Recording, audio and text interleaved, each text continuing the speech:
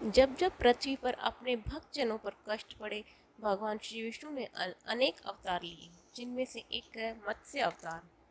पौराणिक कथा के अनुसार सत्यव्रत नामक एक अत्यंत दयालु, धार्मिक एवं क्षमाशील राजा थे। भगवान श्री विष्णु ने उन्हें सप्त ऋषियों को एक साथ ब्रह्म ज्ञान का उपदेश दिया था।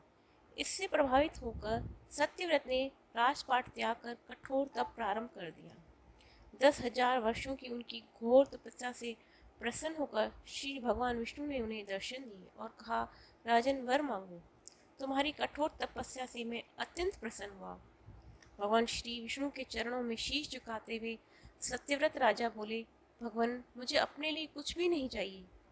केवल इतना चाहता हूँ कि प्रलय काल में मैं सारे जीव जंतु की रक्षा करने में समर्थ हो सकूं। भगवान श्री विष्णु ने उन्हें ये वर देकर अंतर्ध्यान हो गए। राजा सत्यव्रत तपस्वियों जैसा जीवन बिताने लगे। दिन, महीने, वर्ष व्यतीत होते गए। एक दिन सत्यव्रत नदी में स्नान के बाद सूर्य को जल अर्पित कर रहे थे कि उनके हाथ में एक छोटी सी मछली आ गई। वह जैसे ही मछली को वापस पानी में डालने लगी, वह मछली दुखी होकर बोली, हे दयालु राजन, मुझे नदी में मत छोड़िए। यहाँ के बड़े जलचर मुझे जीने नहीं देंगे। तब सत्यव्रत ने उस मछली को अपने कमंडल में डाल दिया और अपनी कुटिया में लौट आए। अगले दिन क्या देखते हैं कि वह मछली काफ़ी बड़ी हो गई है और कमंडल से बाहर निकली हुई है। सत्यव्रत ने जब उसे एक बड़े मटके में डाल दिया, लेकिन 1 घंटे में ही वह मछली उस मटके के पानी में भी न समाने लायक हो गई। आश्चर्य से भरे सत्यव्रत ने उसे पास ही के एक तालाब में छोड़ दिया, लेकिन शीघ्र ही वह मछली उस तालाब से भी विशालकाय हो गई और प्रार्थना करने लगी, हे राजन, आप मुझे किसी बड़ी झील या नदी में छोड़िए। यहाँ तो मैं अधिक देर तक जीवित न रह सकूंगी। सत्यव्रत उसे एक से एक बड़ी झीलों और नदियों में छोड़ते रहे, लेकिन मछली का आकार निरंतर बढ़ता ही रहा।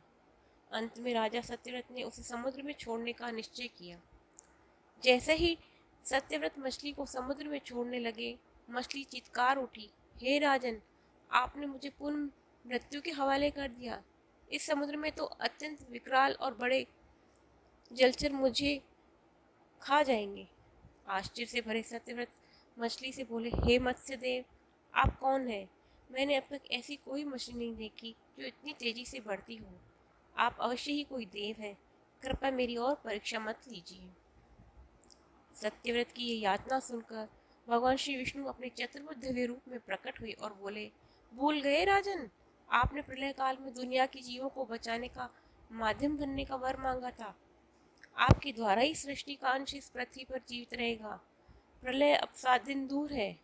आपको सप्त ऋषियों तथा भूमंडल के समस्त जीवों, अन्न, औषधि आदि को सूक्ष्म रूप में लेकर भवसागर के किनारे खड़ी नौका में सवार होना है। आपकी रक्षा के लिए वहां मैं स्वयं इसी रूप में प्रकट होऊंगा। 7वें दिन भीषण तूफान उठ खड़ा हुआ।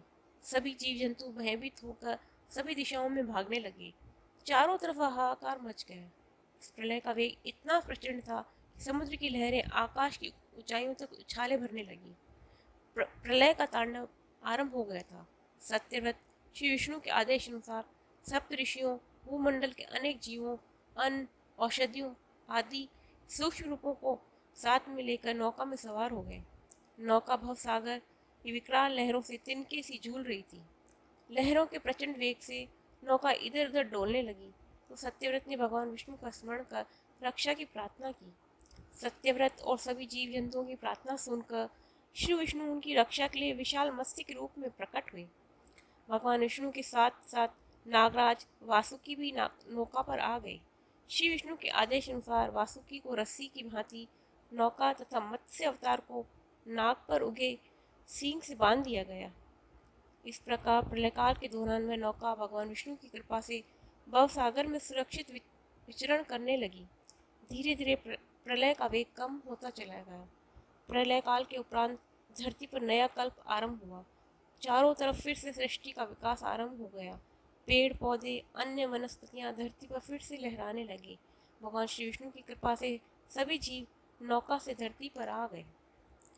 इस इस कल्प में राजा सत्यव्रत मनु कहलाए। अब हम उन्हीं की संतान है। इस प्रकार भक्तों के लिए भगवान विष्णु ने मत्स्य अवतार लेकर समस्त सृष्टि को प्रलय से रक्षा की। अगर आपको मेरा वीडियो पसंद आए तो मेरे वीडियो को लाइक कीजिए, सब्सक्राइब कीजिए